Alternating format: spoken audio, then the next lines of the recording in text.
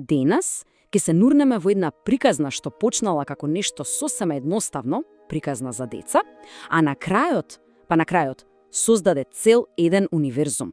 Секако зборуваме за Хобитот. Се започнува со оваа реченица. Едноставна, скромна, наводно на брзина напишана на празен испитен лист. Ама токму таа реченица беше, верувале или не, почетокот на една вистинска книжевна револуција. Значи, ајде да почнеме со првиот слој, оној што е највидлив, најпознат. Зборуваме за самата авантура на површината, приказната за тоа како еден сосема обичен хобит се менува од корен. Патувањето на Билбо е класична авантура во секоја смисла на зборот.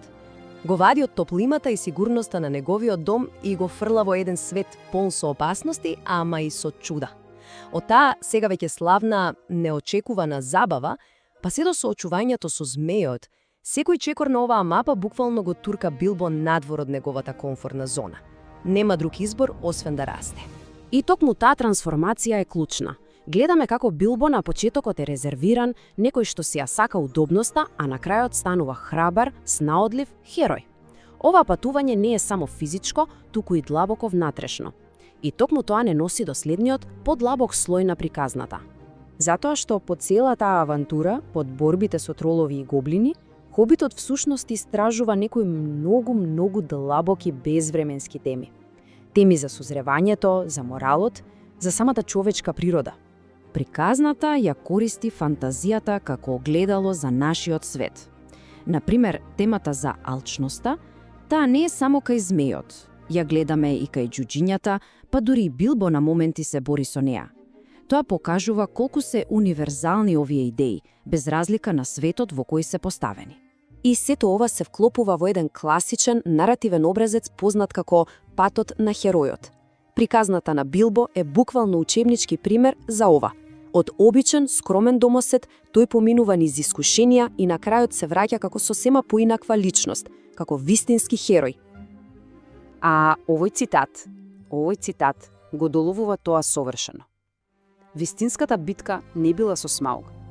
Вистинската битка Билбо ја водел сам со себе, во темнината на тој тунел. Тоа е клучната поента. Вистинската храброст не е во мафтањето со меч, туку во оној прв, најтежок чекор во непознатото. Но чекајте, за да се свати зошто оваа приказна е толку посебна, мора да погледнеме зад страниците. Мора да зирнеме во умот на човекот кој го создал сето ова, професорот J.R.R. Толкин. Толкин не бил само писател, тој бил филолог, експерт за древни јазици.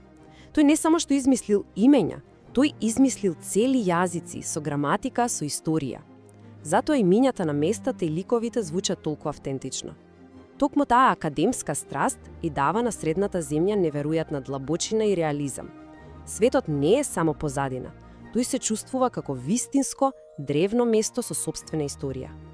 И каков е резултатот на сето ова? Па не е само една одлична книга. Тоа е нешто многу повеќе. Тоа е уникатна креација, која не само што раскаже една приказна, туку буквално го создаде нацртот, планот за цел еден модерен жанр. Ако се сомневаме во влијанието, доволно е да ги погледнеме бројките. Над 100 милиони продадени примероци ширум светот. Тоа е просто запрепастувачки. И уште поважно, книгата никогаш не престанала да се печати уште од првото објавување во далечната 1937 година. И не станува збор само за земјите од англиското говорно подрачје. Оваа приказна ги магепсала читателите буквално низ целиот свет, преведена на повеќе од 60 јазици. Нејзината привлечност е навистина универзална. И секако, успехот на книгата доведе до барање за продолжение. И тоа продолжение, тоа го прошири светот и неговата историја во нешто многу поголемо, во епската сага што ја знаеме како Господарот на прстените. Хобитот беше само почетокот. Значи, да сумираме.